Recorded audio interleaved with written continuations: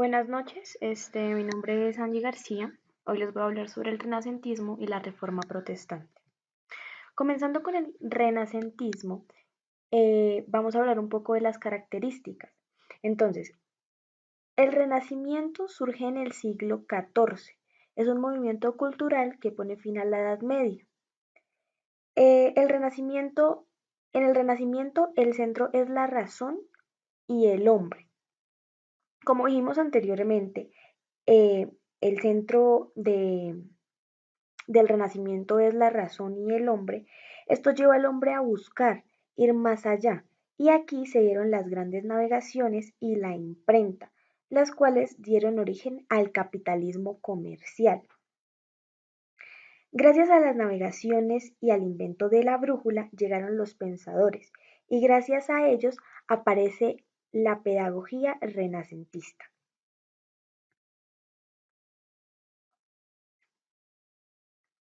Un dato interesante es que antes de la invención de la imprenta, los libros eran copiados a mano por monjes y ellos podían tardarse hasta 10 años en finalizar la tarea.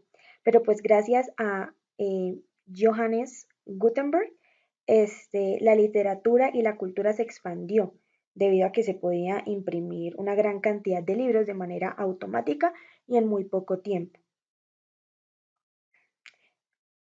Y con referencia a la brújula, al invento de la brújula, este, aparte de que favoreció para la llegada de grandes pensadores, también favoreció el individualismo, pionerismo y la aventura. Continuando con el pensamiento pedagógico, se caracterizó por la revaloración de la cultura grecorromana y esa mentalidad influyó en la educación. ¿Cómo? La hizo más práctica. Con referencia a la cultura del cuerpo, esto se refiere a conocerse a sí mismo. Sustitución de procesos mecánicos. Em, Nos referimos a métodos más agradables, más prácticos, como lo dije al principio. Con referencia al humanismo, ¿a qué nos referimos? Trataba de configurar una nueva educación en valores de la individualidad, la, la naturaleza y el universalismo cultural. Formación del hombre burgués. La educación renacentista preparó la formación del hombre burgués. Este hombre era caracterizado por el elitismo, por el aristocratismo y por el individualismo liberal. Continuamos con los educadores renacentistas.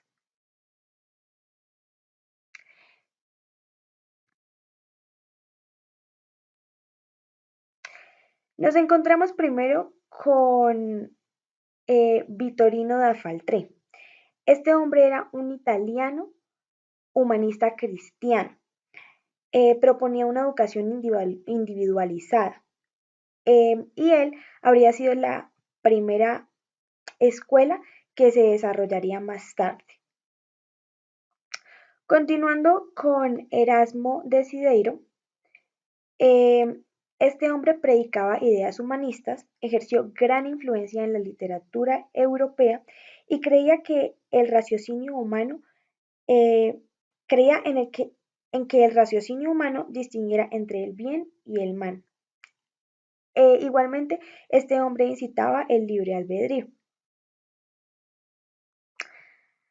Juan Luis Vives nació en la ciudad de Valencia, España, vivió en la época de grandes convulsiones y exasperaba luchas políticas y religiosas. Se pronunció a favor de los ejercicios corporales y otorgó gran importancia al juguete infantil. Y finalmente encontramos a François Rabelais. Este hombre era un médico y fraile franciscano, era un crítico de la educación escolástica y le dio más importancia a la naturaleza que a los libros, debido a que en la naturaleza se podía ver más la práctica.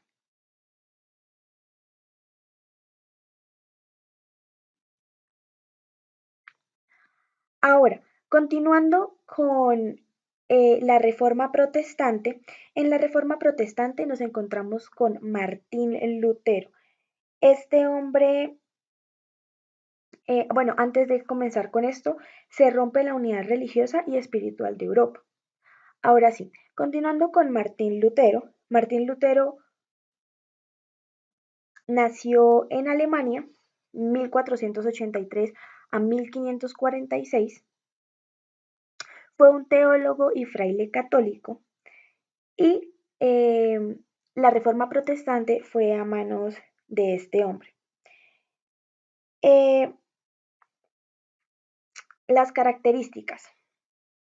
La reforma protestante surge en el siglo XVI. Como dije anteriormente, Martín Lutero fue su ejecutor. Em, Fue un movimiento religioso en contra del poder de la Iglesia Católica y del Papa. Permitió la aparición de ramas del cristianismo como el luteranismo y la primera religión protestante. Eh, con referencia a las causas, la reforma protestante se dio por el abuso cometido por la Iglesia Católica y un cambio en la visión del mundo, fruto del pensamiento renacentista. Comenzaron a vender indulgencias, esto hace referencia, bueno, predicando que cualquier cristiano podía y debía comprar el perdón con sus pecados. Con esto nos referimos al dinero. La Iglesia Católica contaba con mucho poder político, lo que en aquella época no debía suceder.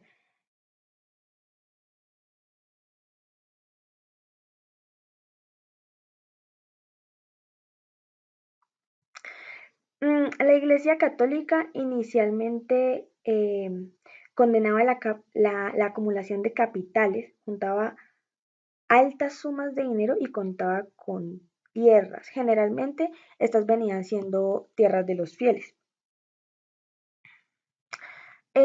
Otra causa fue la decadencia de la autoridad pontificia y la decadencia de la disciplina eclesiástica. Eh, la educación, aportes de Martín Lutero. La educación era totalmente gratuita. En ella se leía y se interpretaba la Biblia. Era indispensable los estudios humanistas y dos objetivos básicos del sistema educativo era la formación del cristianismo y la formación del ciudadano. Muchísimas gracias.